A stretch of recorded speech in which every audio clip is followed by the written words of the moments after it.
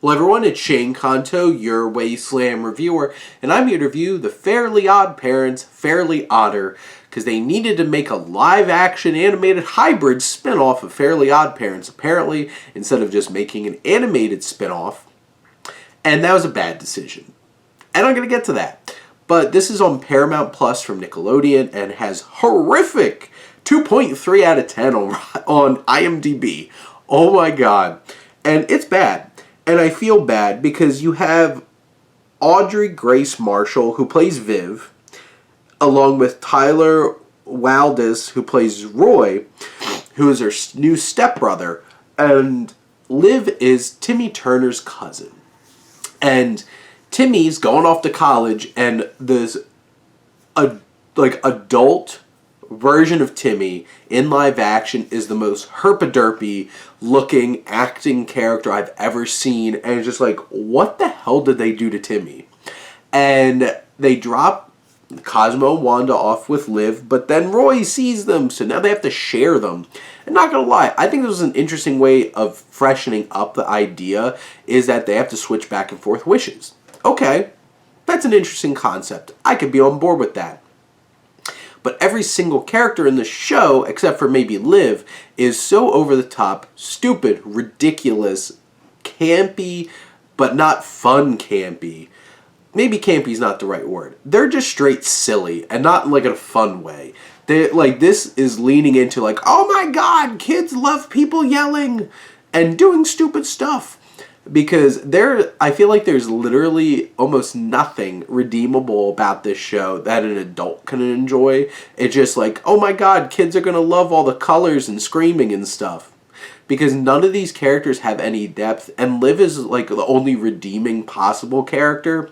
And she's pretty flat in terms of like characterization, but like at least the young actress too does a solid job with it. Everybody else is overacting their butts off, and to an annoying effect.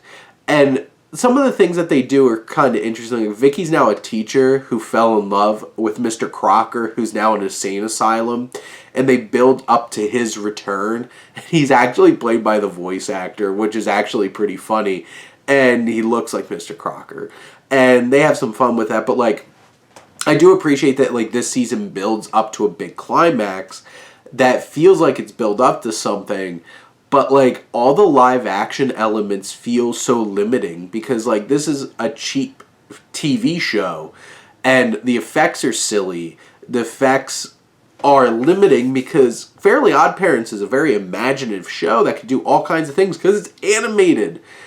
Putting this in live action limits all of those things, and they definitely don't spend enough time in the fairy world, which is some of the most fun elements of the original series. And basically the only thing that really carries over true spirit from the original show is actually Cosmo and Wanda are very similar to how they were in the show. So just as fun and enjoyable because I loved that show as a kid and still enjoy that.